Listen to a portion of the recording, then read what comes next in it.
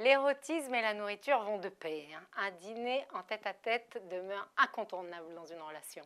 L'association de la chair et de la bonne chair, sous le nom d'orgie, remonte à l'Antiquité. Eros lui-même fut conçu lors de l'une d'elles et ça n'est qu'au XVIIe siècle que le terme s'est limité à une connotation sexuelle. Les aphrodisiaques sont vieux comme le plaisir. La popularité du gingembre est un peu galvaudée. Il améliore le volume du sperme mais pas l'érection. Mais le ginseng, le safran, la cardamone restent de francs coquins. La pomme, symbole de la tentation, ne vaut ni le pâle céleri ni la coquine grenade. Et c'est le champagne qui représente le roi des vins et qui annihile les inhibitions. Le chocolat a longtemps joui d'une réputation si sulfureuse qu'on le buvait autrefois en cachette.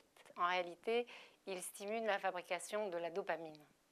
Le miel, avec son pollen riche en vitamine B, C et en minéraux, stimule la production d'hormones sexuelles. Il se dit qu'Attila aurait bu tant d'hydromel pour ses noces qu'il en serait mort. Paradoxale lune de miel. Casanova, lui, consommait des truffes lavées au champagne et servies en ragoût. Pour les libertins du XVIIIe siècle, aimer et manger étaient les deux facettes d'une même jouissance.